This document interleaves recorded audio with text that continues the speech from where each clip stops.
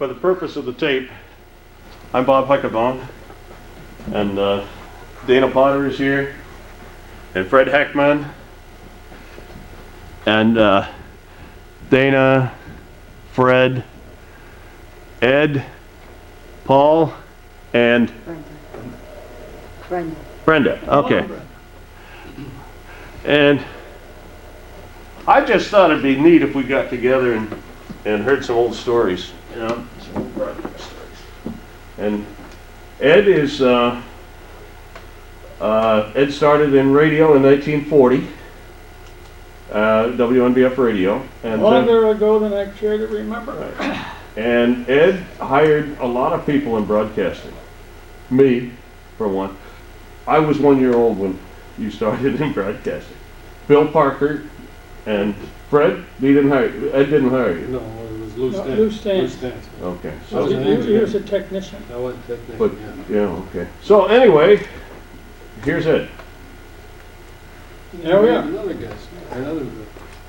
Who have we got here? Hey, Hi, Dave Frost, right? Chief Engineer at WKOP AM and FM. There you are. Dave Frost, Dana Potter, Yep. from Dana is at WM. Yeah. And- Which alphabet? MGC, INR, no, MGC, ENE. MXW, ENE, MRV. Okay, Fred Heckman was at Channel 40. Yep. 35 years. Okay, Ed Scala, Paul, and Brenda. Okay, Nice to meet you. Dave Frost. Okay. Well, now we've finished the meeting and We can retire. We're great. well, they're going to serve sandwiches or something? Dana's supposed to be in charge of Yeah, Dana. refreshments. Well, I thought because of my advanced age, many of you young people may not be entirely familiar with the history of broadcasting in the market. In the 1920s and 30s, down through the end of World War II, there was one radio station in the area, WNBF radio. That was it. At the end of World War II, the next station to go on the air was WINR, and that was owned by a group of people, including a broadcaster from Syracuse named E.R. Vadaboncourt. Does that That name. That ring a yes, bell? it rings a bell, yes. And one of the other owners was a Binghamton lawyer and former mayor called Kramer. And they signed on, I believe it was 1947 or early 48. The next station to go on the air was WKOP, and that was a couple of citizens from Lancaster, Pennsylvania. One named Altdorfer, Yeah. and the other was Andy Jarima, who Jarima. relocated to Binghamton and lived here. WENE in Endicott was the last station to go on. This all precedes. Ottaway. Was it Ottaway? This is the Ottaway newspaper Newspaper group. I worked for it, yeah. Yeah. 1950. This all precedes WSKG, of course, Oh, yes. which I is all, remember when they went on. which is relatively new. Yeah.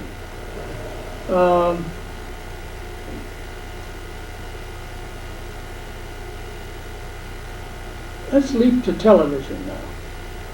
Let me give you a name. Maybe this would be familiar to some of you, maybe not all of you.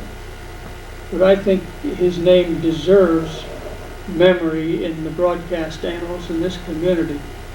His name was Cecil Maston. Oh, yeah, Maston. Yeah, Cecil Maston. Cecil Maston was a longtime manager of WNBF radio. And he's the guy who talked the ownership of WNBF. Did I say INR? No, he didn't. WNBF. WNBF. Yeah. And he talked the management ownership of WNBF into going into television. Cecil was a forward-looking guy. He saw in the early days of radio, he saw the possibility of the impact of radio. And he was a guy who was a voice teacher, and he at one Bring it time, up from the bottom. you got it, yeah. I remember it. And as a matter of fact, he owned a small music store. Maston and Gardner was the name of it, and that was a precursor of Weeks and Dickinson.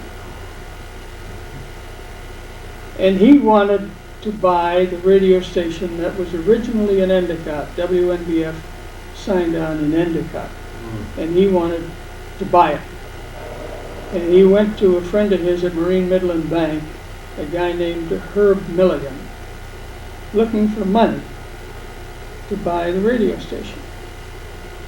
And this was the late 30s, and money was kind of tight then.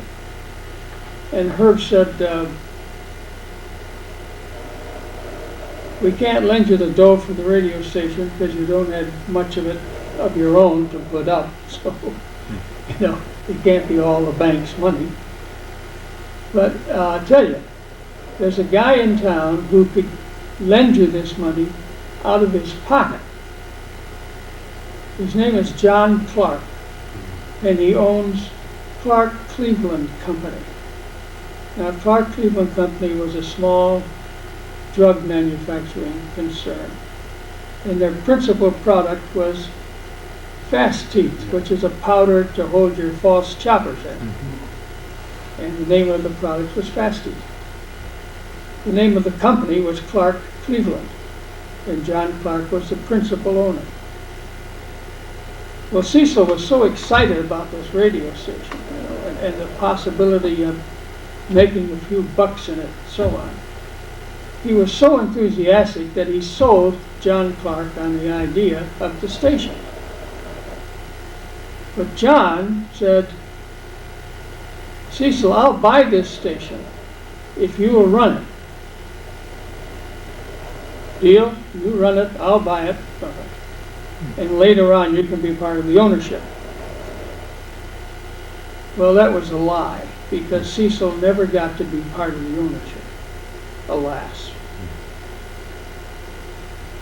So John Clark put up the money, bought the station, hired Cecil to run it, and as many stories go, so the success of the station piled up enough money, ultimately, for Cecil to convince John Clark to go into television. At that time, there were only some 90 television stations in the United States, and none from Syracuse to Philadelphia. None. And John said, it doesn't make any sense, Cecil. Nobody's got a television set around here anyway. He said, well, they're not going to buy television sets unless you put up a television station. And I'm going to be part of this, because television's the coming thing, and I'm going to be part of it whether you are or not. I'll find somebody to put up a television station. And so for the second time in his life, John Clark was sold by Cecil. And he said, look, you feel that strongly about it, we'll go into television. So they filed the application for a construction permit and so on. And sometime in early 1948, the construction permit was granted. And I'm trying to make sure of my chronology here. December 1, 1949 was the date that WNBF TV signed on for the first time. The studios were in the Arlington Hotel, woefully inadequate, in the basement of the hotel.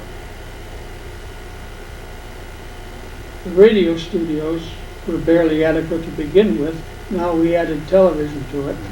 I know, I worked there. Sub-base, we used to call it the submarine.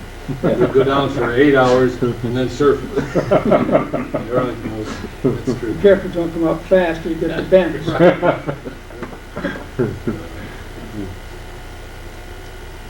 Now, let's see if there's any other names to hit you with here. The chief engineer at that time was a man named Lester Gilbert. I don't know him. Lester Gilbert. I knew Lou's name. Well, Lou followed later. Lou followed him. And at that time, there was no live connection for network service.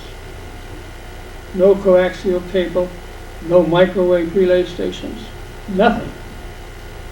So for programming, what you had Lou, with film. was film. No, on an iconoscope. And for network delayed broadcasts, we had what was called kinescope recordings. Now, kinescope is a picture tool. And a kinescope recording was a motion picture record filmed in front of a kinescope, called a kinescope recording, a picture of a picture with sound.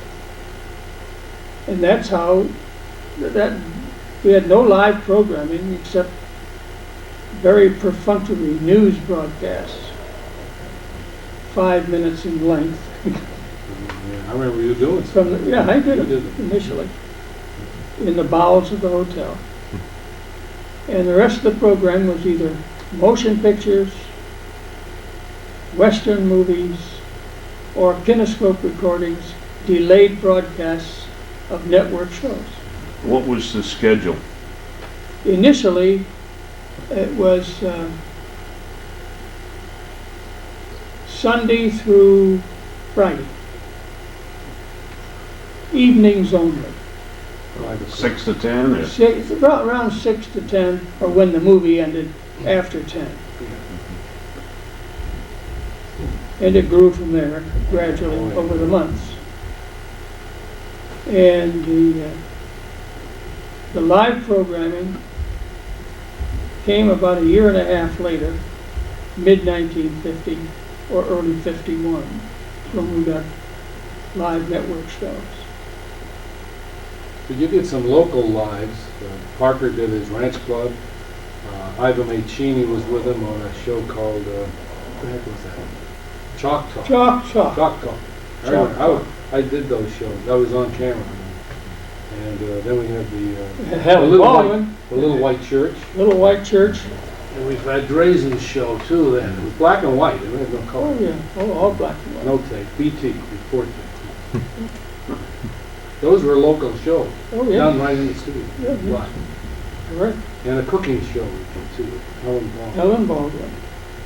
She cooked up the storm. We ate one. We wound up with 2 more cooking shows. Yeah, I know. We had others. You know, the electric company wanted one, I know. and then the gas company The gas said, well, company. we have to have one. Cooking show was big. Yeah. I mean, she would big up. Thanksgiving we had a turkey and everything. Cameramen loved those shows. Oh, I loved it. Loved it. I remember once she did a beautiful cake, and we had a shot of it at the end, a white cake, and a fly landed right in the middle of it. At the closing shot. Go ahead, I'm sorry. Get a close-up of that fly. Bob Dunn was doing the directing. There was some funny things there. Well, how many employees? It was pretty big business at that time, wasn't it? A lot of people? No? No. I think including the office staff, the accounting, and the sales staff, and production and so on, and the engineers, couldn't have been more than 30, 34 people. Just about it. You didn't mention Gino Ricciardelli either. He did a lot to put that station on the air too. The TV station, Gino. Yeah, well, he was an assistant to Les Gilbert, Yeah, right. And then to Lou Stanks. Yeah. and later assistant to Gino, a guy by the name Les of Terry Quinn. Terry Quinn moved to Colorado after he got married. That's right, I remember.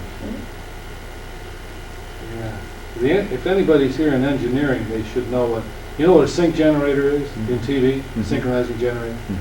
Well, they're now about that wide. The last I saw, they're about that high, possibly that long. When I was down in the Arlington Hotel, a sync generator took an entire rack. 6 feet tall, 2 feet wide, and it had power supply here, and from there on out, it was all massive tubes. That was a sync generator. And you had to have one for every area. Oh, well, for the sync film chains, for your cameras, and how they've come down to little tiny. It's amazing. Unbelievable, yeah. Well, Full rack. you say, and the television then, you said went with the CBS network in 1950? 1949. So they signed on with the network then? Oh, yeah.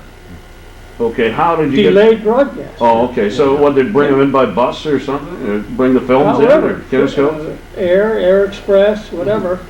But, you know, they were films. That's right. Kinescopic film. We As had a matter of fact, we affiliated with every network. We had Dumont. we had Dumont, ABC, NBC, Yeah. and gradually we had programs from each of the networks until we went live. Then we were principally CBS. Jerry Lester show.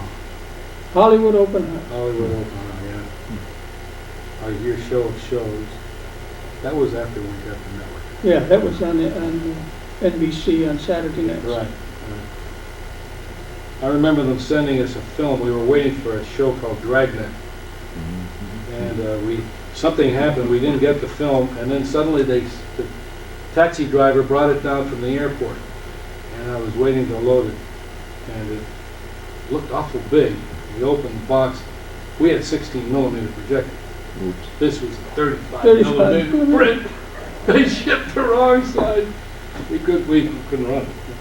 We could have run it over at the Strand or one of the Yeah, things. theater. The snafu you're about to see is true. Yes. Well, when did they start doing regular newscasts then? That had to be about the same time, wasn't it? In the 50s? Well, it was very perfunctory newscasts. We made a deal with the Binghamton Press for local news, local and regional news.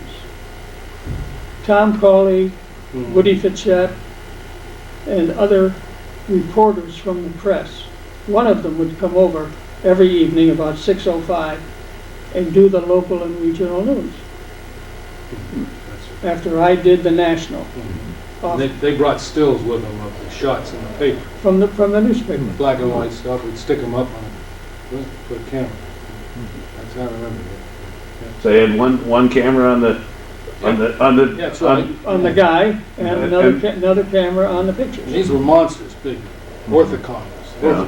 Three turret lenses. Flip the turrets around, and you got your focus or your zoom was in on a handle. Yeah.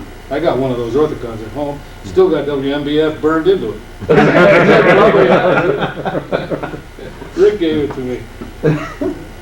Yeah, that's Well, now, right. the Arlington was in Endicott, right? No.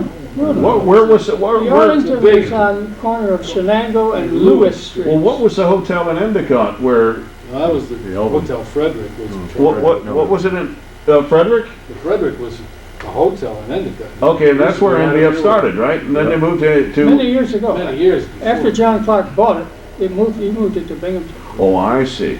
So Clark didn't put it on the air then? No, he bought it. Ah, Cecil Maston convinced him to buy it. okay. That was how it would, wasn't it? As a matter of fact, it was owned by a couple of Bible thumpers. In Endicott. Howard Wood Radio, yeah. What was the frequency of NBF radio?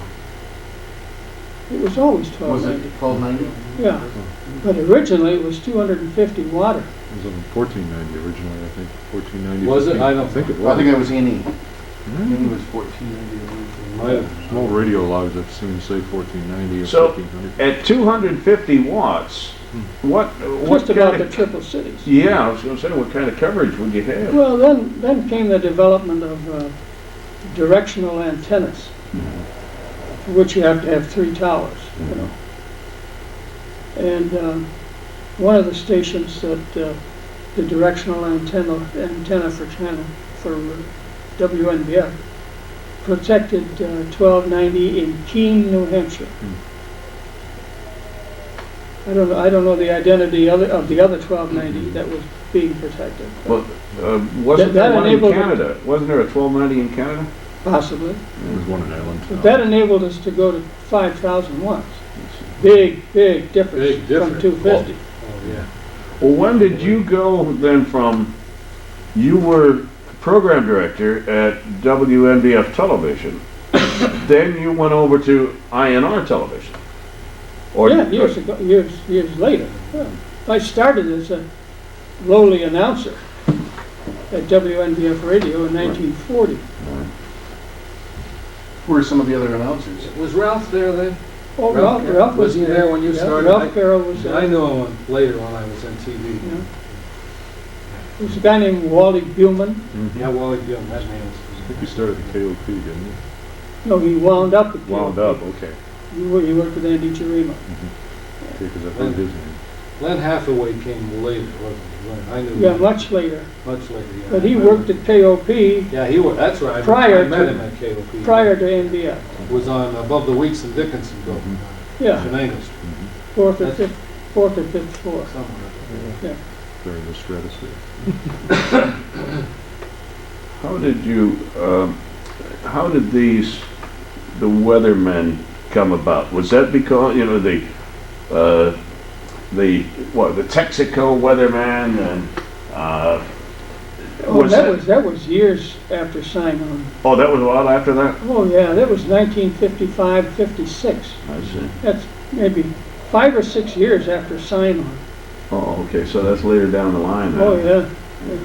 Did they have restrictions on commercials at that time? Well, the commission has always had kind of guidelines, Did they? yeah. So, And the so-called restrictions were the voluntary codes that broadcasters agreed to. They were never, the NAB code is what, yeah, yeah. they were never enforced by the FCC. It was a voluntary code. But didn't, at that time, I guess they weren't infomercials, but you talked about cooking shows. So it was showing off the electric range or the gas range or You something. couldn't help it.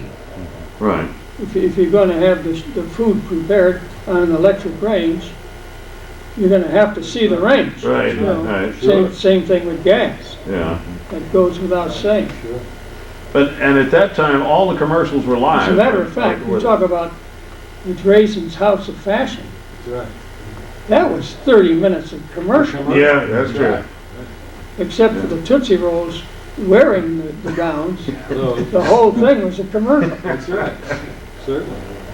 So they started right after Channel 12 went on the air then? Soon, yeah, probably 6 months, So that show was on for a long a time. long time. A. Murphy Drazen, not Bruce, That his built that father. store. His father was His mom. and mom. Sally is, But that show was on until sometime in the early 70s. Yeah, and the sons it of built the store. That show built the store. Yeah. Now, was that That drew people from all over Hellendoorn. broadcast from in the studio or at the Studio. store? No, it's down in the It was all in the studio? Down in the No, we didn't have remote facilities at That's those times. We moved the little white church set away and put up some curtains and How long did it take for the station to make a profit? Surprisingly short time. We must have done some publicity to get people to buy televisions. Oh, yeah, did a lot of publicity, particularly on WNBF radio. You know, we had the radio side to. yeah, right through the whole, right through that one. But weren't the door. radio people kind of bucking the idea of the TV? Or were they all in favor of Well, this TV and take over? I don't know about every individual, but I think most were excited about the idea about television. It was exciting. And most of them thought, what the hell, I'll probably get into the TV side later myself. And many did. Now, who made more money, the guys, the announcers on radio or the announcers on television? Or did they do About the both? same. Yeah. We did both. Yeah. You know, a guy got on shift, and he might have worked part-time on television, part-time on radio. But didn't they have like talent fees and or did they come later? They came later. try to remember the exact year. But we didn't have a union for many, many years. When did the union start? Fred, can you recall? Yeah, In the it was 50s? about You were a member? 1953. I was a member, yeah, 53. 53, 54? Or somewhere in there. It was after television. We Oh, never, yeah, oh, yeah. we never had a union for radio until then. So, but NBF, AM, and TV, radio and television, they had the first union, right? The first broadcast union here was at That's right. Yes, WNBF, yes. right? WNBF. But then they went on strike, as I understand it. Yes. And George it sort of, then it sort of went out of existence. It didn't it didn't break up, die, it just sort of, It's still there at WICZ TV. but it's not the same union, is it? Yes. Oh, it is? Yeah. Oh, NAB. the radio we were at. NABET. Yeah, The I announcers thought were- NBF The was, engineers were. I thought NBF was AFTRA. Never. And, no? Yeah. I thought NBF That was was AFTRA and ICZ was Very- NABET. No, NABET started at NBF. I was there. I was a charter member. Announcers and And technicians. technician. Both. Oh. Bill Well, Parker was a member of NABET. I thought they went on strike and everybody then went over to work at ICZ. It wasn't on the air yet. Oh, ICZ was not on the air. It was. WNR They radio. went to work to WINR radio I see. and ultimately to Right, WINR right. TV. Well, when did INR TV go on the air then? 57. 57, yeah. 57. November 1st. I think there was quite a battle over who was going to get that station. Well, the Channel Bennington 40. Press Company bought Right. They got the it. station. They bought it. They bought WINR radio with the construction permit for TV. Right. And Rick put it on. Yeah. Okay, so the newspaper didn't put INR on the air then? But the TV station INR TV. bought the radio station and built the And TV. built the TVs. And when was that? 57. 57. 57 were on. So November so 1st. Channel 12 was top And they dog hired for Ed all Scala those in all those 58. years then. Yeah. I guess they used to have a quite an audience in Scranton and all down through Pennsylvania. Was Is it that the right? radio station? Television. The television. I guess, I don't know Well, how. no more so than Channel 12. You know, No, he's talking about. That's I'm talking about Channel 12 well, early. that's the biggest hammer, yeah. in Yeah. town. That was a great. That's a great- VHF station, Yeah, they must have made money just hand over fist. ultimately. Do you remember what the billing was? Say in the late 50s? Or when you left? I wasn't Channel 12? involved in the billing in Channel 12, so I can't tell you. Oh, you were program director at Channel 12, right? Yeah, I later was general manager at ICZ. I could give you some figures about that, but that doesn't tell you anything about Channel 12. All right, what was It was the channel? only TV station between Oh, it had a monopoly on TV. Syracuse and Philadelphia. So you're saying that people could watch Channel 12 in Scranton? They reached out for it. You used a lot of antennas. They reached out for it, yeah. Oh, yeah. Well, I'm picturing the antennas and all, people being able to pick up the signal. Well, Well, I can watch Scranton and Syracuse and watch 3, 5, and 9. But they must have had then millions of viewers. not millions, Don't think so? no. You must have had mail from all over. Did you do contests then? Oh, yeah. So you must have had postcards from. We had postcards from all Oh. over Pennsylvania and New York. These are some of the things you use as sales hooks, you know, Sure. to demonstrate that people were reaching out to get you. Yeah. Well, and who were some of the big first sponsors? Other than the old ones and such. Rappaport, Lou Rappaport. Well, Lou was not one of the early ones. Not early, no, I don't know, you know more about The utilities, the electric company, yeah. the gas company, Columbia. Crowley's Milk, Crowley's, yeah. Spalding Bakeries was one of the early sponsors. They were big on the ranch club. Yep. Yeah. Parker always had bread on there and stuff. The crawlers. Well, another guy we forgot to mention was Bill Kunkel.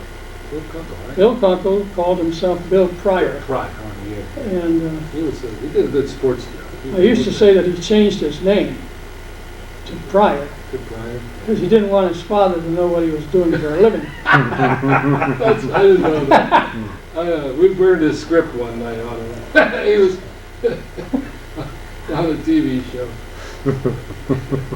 On live? Yeah. That's an old radio trick. Yeah. Yeah, radio, but Yeah, not they on did- television. No, they did it. Yeah. I've had that done to me simultaneously with ice cubes down my back. But on television, somebody lit a script on Yeah, television? At a stand-up mic, they unzip your trousers. Fortunately, I haven't experienced I heard the Dottie Baker Robinson story about that. Dottie, yes, I worked with him.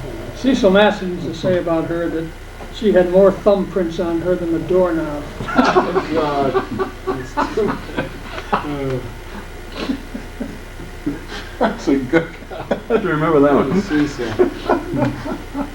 Yeah. Well, when did Mr. Dunham come in then? After George came George in came in, I remember him very well. about 1954, Was it 55, Yeah. just before I went to Altoona. Yeah. When you're when you're a crew member down in the bowels of the Bowels. earth, you don't know what's going on up on the, on the ivory tower. You didn't get any stories? Well, once in a while, yeah, but we were busy down there fighting the rats and the rest of the stuff.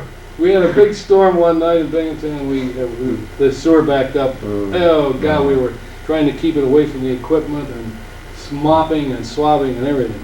Sounds It was like a sub almost. Well, then when did Channel 34 go on the air? Was that a lot later then? Yeah, that was the last station, Yeah. Other than the SKG. Yeah, That was the last commercial Yeah. station to go on the air. I don't It's know. probably the 60s, wasn't it? Isn't it like a 65 or something? Could be. Yeah, that sounds They about had right. something on SKG about it. and At that one time, I was at BJA. Channel 40, and I know everybody looked at it and said, "We don't need another station."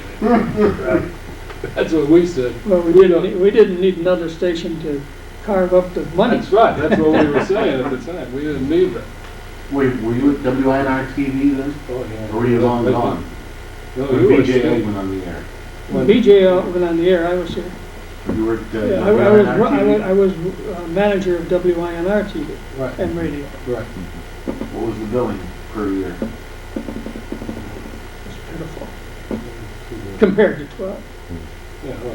That's the big hammer. Well, we- UHF too. See, Rick said that we shouldn't have put that tower up on that. on top Windy of- Hill. Windy Hill. No. We shouldn't have gone there. We stuck it on top of the #1 tower. Still there. It's still up there. It's still there. That's 40 Yeah. tons. That was Yeah. 40 Well, tons. it cost too much money to take it down. I know. But we should have gone where they Where got their it is now. 900 footer now. Well, you know who put it there? Yeah, what? The new owner. Gazelle was. Yeah, Henry. he makes towers. I know he Yeah. does. You know, I've met him a number of times. And that's where we should have gone. Because then we had to go to all those little satellite things that we put out. We had Terrible. 75, Wego 88, and 81. yeah, Johnson City, Johnson City. a little satellite I in helped put Johnson. that one up in the big building there. It seems to me I can remember the station. Endicott Johnson factory. Endicott Johnson factory, right? Yep. We had to drill holes through the brick wall and put the bolts to hold it. Vertical. Well, then what was the Vertical station cover. identification back then? Channel 40, WINR TV at channel 40. 75, 80, and 81. 75, 88, 81, And yeah. I can remember going on our converter box and say, well, it's not too good tonight on 40, let's try 78. And 78. then going up on the roof and Right. dealing with the antenna. Yeah, it worked better vertically. We even had one down in Owego, an on-channel booster, 40 booster. Yeah, same channel. Same channel, on-channel, was in Owego, because I was out there one year with Rick in the truck. We were taking field strength measurements, running around. That's what was wrong, we couldn't get the coverage. And who were some of the people that started on radio and television, about that time that went on to be big names nationally? The one that comes readily to mind, of course, is Rod Serling, who worked at WINR Radio. He was an announcer on INR? Oh, yeah. But he did news, or? He did news, he did That's disc before I disc got jockey, Yeah. musical programs. John Garrett, John Gary, I did. John He Gary, had a TV show. John I was, for Cola. and radio. It was a radio show. Okay, it was a radio show. I'm So he was a singer then. But I met, yeah. He was not an employee of the station. No, he was a singer, yeah. John Bartholomew Tucker. And Tucker, yeah, I went to college with him. I went to No, Tucker was on Channel 12? I hired You hired John Bartholomew Tucker? Yeah, John. Fred Stein, the editor of the press, and my boss, as manager of the station, thought I was nuts. Says, goddamn guy sounds like a hillbilly. What are you, Yeah, the book what are of you jokes. hiring? I said, he's got a very unusual voice. Yeah. He did all right. Well, He's didn't- still doing all right. You still hear his voice. I hear him on commercials, Didn't he end up on Channel 12? on a quiz show. I mean, locally though. Yes. Yeah, we lost him to Channel 12. Because I can remember him coming on with his pipe, Part of the news, sitting on a stool, and it was Right. Tucker's notebook or Right. something Yeah. like that. Yes, right. John Bartholomew John, Tucker's notebook. And that was part of the Communications Center 12, I believe, at the time. Right. Yep. Oh, okay, yeah. He was like that up at college. I went to college with him. I went with, With the pipe? yeah, well, no, not the pipe, but he was a funny guy all the time. He carried a joke book with him everywhere.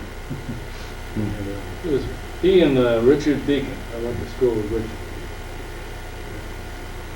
Well, Richard Deacon, he was local, right? Yeah, he's been in 2 kids. Yeah. Right. Was Richard Deacon on radio or television? I don't ever remember Deacon being on No, he worked at any Binghamton, station here. Binghamton General Hospital. He worked. He was like an orderly or something at one time. That's what he told me. And he was an amateur theatricals. Right. Richard. I don't remember. You know more of the announcers and stuff that those days. Like, you know, Ralph Carroll, of course. He was, Well, he wasn't on the announce staff. no, that's right. He was in. He started as an employee of Weeks and Dickinson's music store. Was that it? And they bought a daily program plus one on Saturday Mhm. to feature the kids who were taking music lessons. Oh, okay. Yeah. Well, he grew into his own show. Man. Ed Weeks used to say, teach a boy to blow a saxophone and you'll never blow a safe. Yeah, that's a new one. Ralph used to say, you can't sprinkle happiness around without getting a few drops On yourself. The River of Dreams. River. Magic perfume. That's right. Can't sprinkle it on others without getting some on yourself. He was a great guy, though. He was funny. And, I worked with him on TV. Was that when he was doing the Carol Caravan? No, it was a radio program, and as a matter of fact, it was called With Carol. I don't know where the hell the title came from, but it was a program with Carol. And he did that beautiful magic happiness thing at the end of his bit. Right. And he had a wishing bell, wishing Yeah. from Tibet. Is that what? Come to bed. Yeah. Make a wish, and then he hit this gong. But did you say Ralph wasn't an employee of the station? No, he wasn't an announcer per se. He did specific programs for a set fee. He never pulled a shift as an announcer. That's You know, he never gave a station break So he was a big star all through his career. in then. his own way. Used to have caravans going to Rochester and other places for the flower shows. and all Started with the Lilac Festival that. in Was it the Rochester. Lilac? Had busloads of people going Right. to Rochester to see the lilacs. A name just popped into my mind that you would know. Sam Page. Remember Sam? Sam Page, now dead. Yeah. We were at the studio there, and he was going to have a new show, his show, and you came in. I believe it was you, and I don't want to always take What the credit. station? This was at 12, I think, where you were. He worked at 40 At first, 40. too. Well, I'm not sure which one. And you said he has a show. Anybody have a name? And I said, meet your neighbor, and that was his show. You took it. You used it. That was his show. Sam Page and Meet Your Neighbor. He used to have interviews with guests. Meet Your Neighbor never featured Sam Paisley. Wasn't it? I believe it was Sam. I believe it was. Well, I could be wrong. It Okay. was a woman. A It was woman? on the afternoon, 1 o'clock in the afternoon. Oh, okay. Oh, I got the wrong show. Okay. That could be. But, Sam did a talk show, didn't it? Like a On call-in radio. show? Yeah. yeah. On radio. Yeah. But he did a TV show too with a guy named Jim Brunel.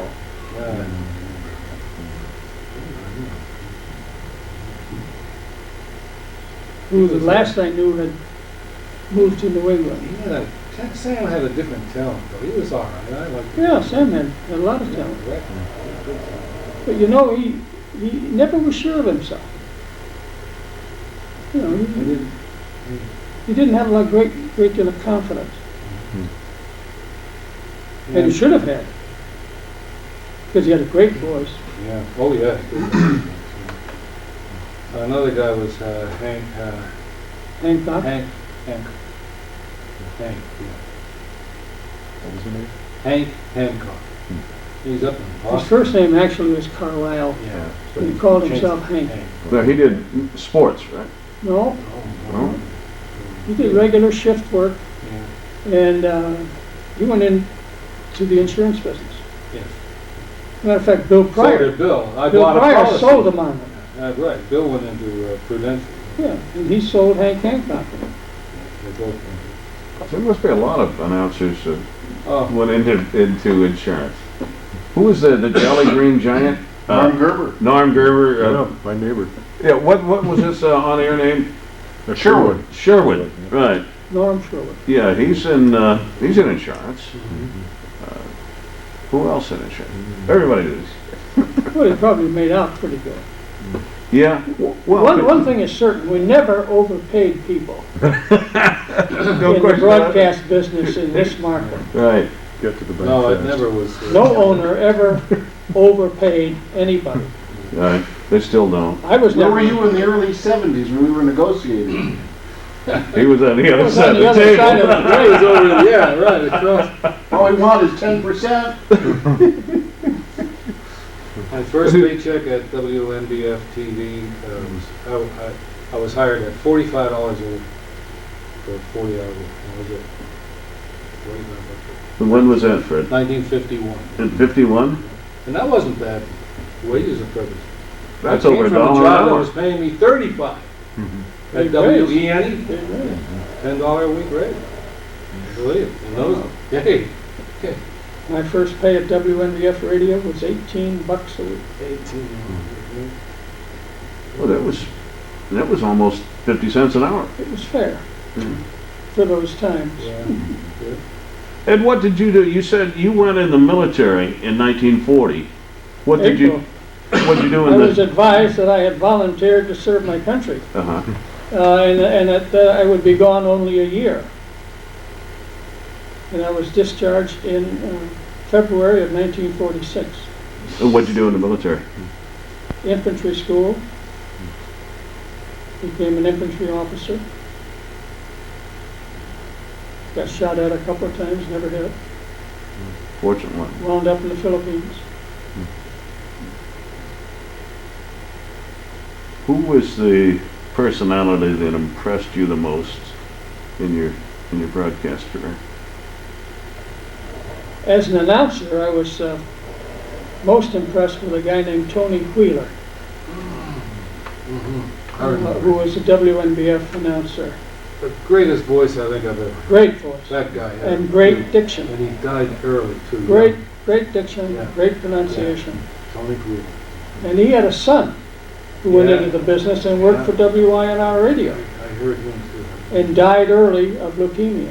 Oh, did he? Yeah, before his father. Oh. Yeah. Boy, I know that voice. He had a great voice. Yeah.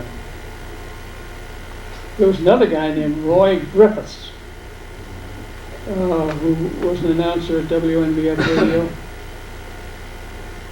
And he left to join his father's bakery business because he wasn't getting paid enough. Mm. See, now we're now back to we never overpaid people in this business. You stayed because you loved it. Or you moved out of town if you were lucky. Weren't the announcers back then just guys that stood reading the script between a network show?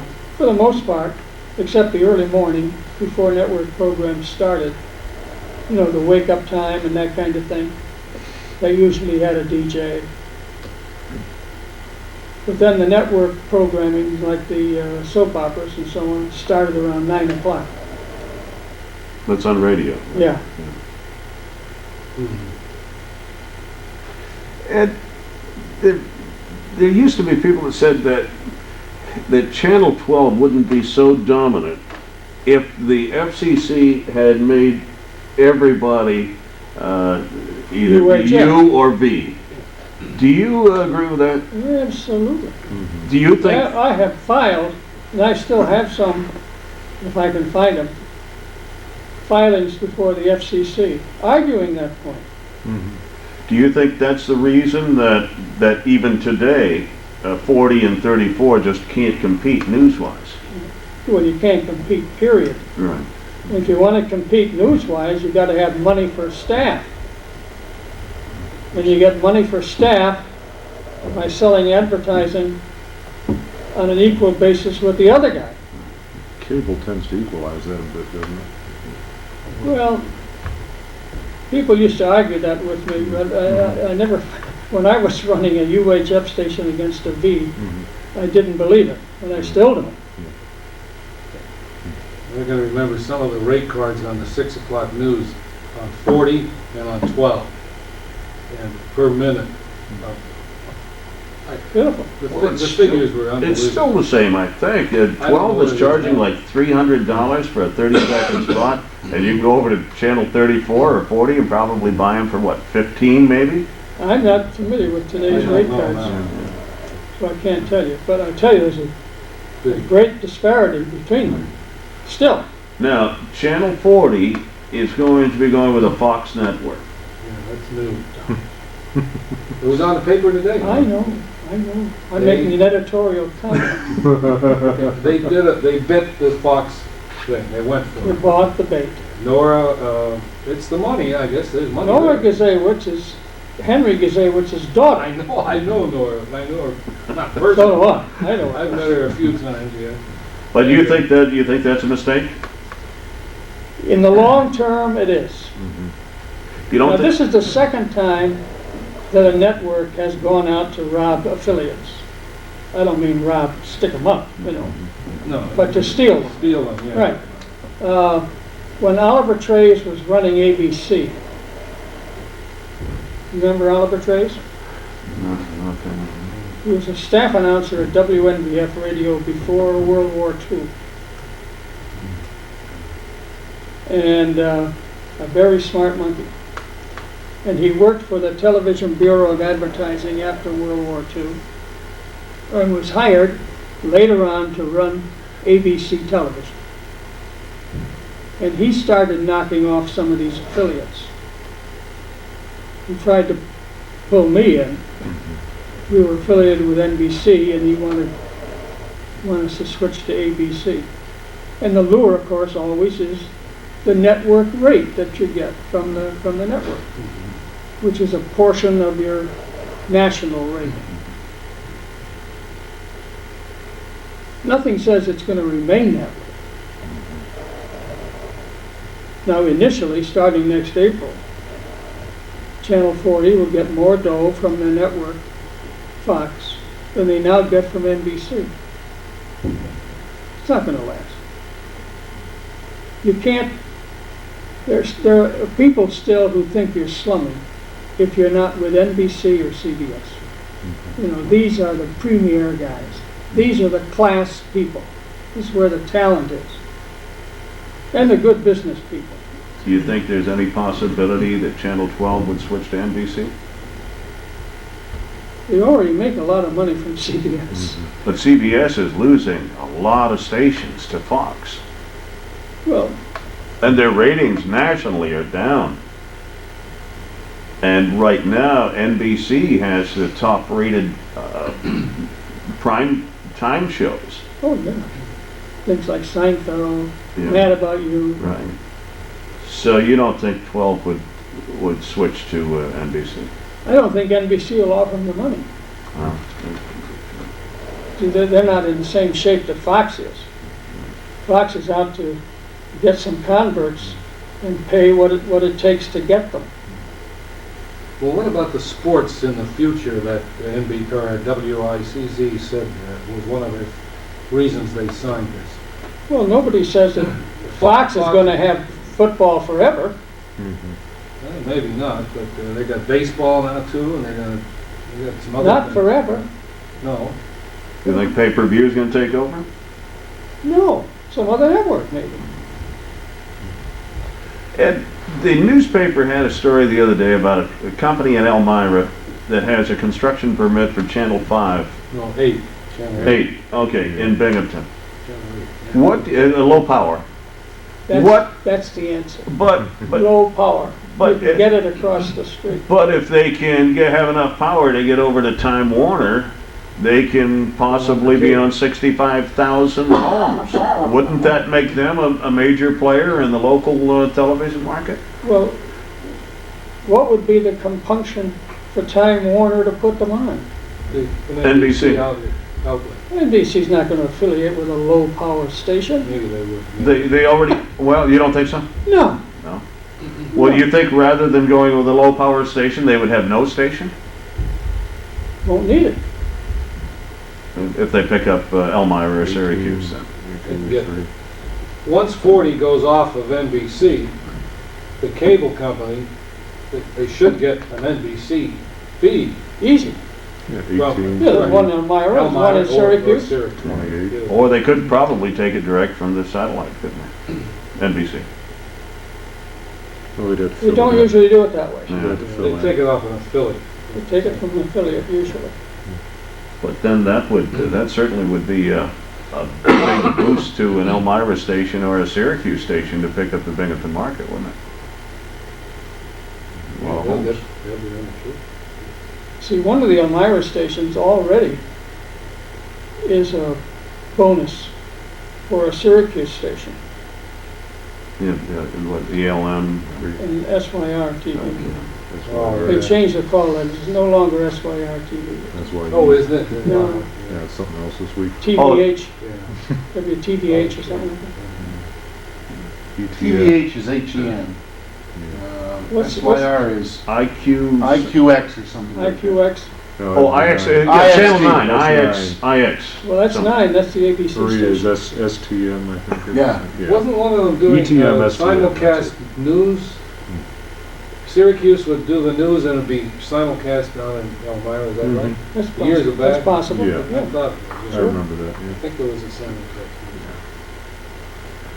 Why not? Huckabone Hour, the guy from Syracuse who was an Never owner met him. of INR, Mhm.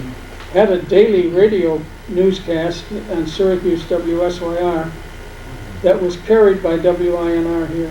Oh, yeah? What the hell, you own the station? Yeah. Put it on. And you got more dough from Lorillard cigarettes or Old Gold cigarettes. There's starting in 1990, I guess it's 97, digital television is going to make it possible for 40, 34, 12, and 46 to be able to put out up to 7 different programs on the one signal. Do you think that'll come about in this market? It's possible to, in effect, to have 28 local channels plus. I don't even understand it. To try to venture as to whether it'll happen here or not, I don't know, because I don't understand it. You don't understand technically how it'll work? No, I have no idea. You need Rick, he knows it. Well, he probably does. He does, You know, yeah. he's an engineer. Well, they're going to start it, I guess, in Germany. I guess they're gearing up for it now. I guess they have to put in a lot of equipment or something. But it would be possible for us to have 28 local channels. They're talking about auctioning off those channels, the digital channels, and using the money to fund public television. Okay? I mean, that's what they're talking about at this time, so that then and to put it into a trust or something so that tax money wouldn't go into public television anymore. Sounds incestuous. Well, but that's what they, I mean, that's one thing I read in the past couple of weeks, I guess. That they would, but you don't think, could the market handle it? Who's going to operate these 28 channels? I don't know. Well, with the digital, and everybody's getting into the Where's business. the revenue coming from? Well, I don't know. And now you've got That's the magic answer. well, you've got the cable companies getting ready to go into the telephone business. You've got the telephone companies getting ready to go into the television or video business. In the meantime, you've got the digital, the computer, the online people, and as they get better and better with the video there, you've got all this competition. And I guess that's the question. Where's the Yeah. money coming from? That's the answer. You got 28 more outlets.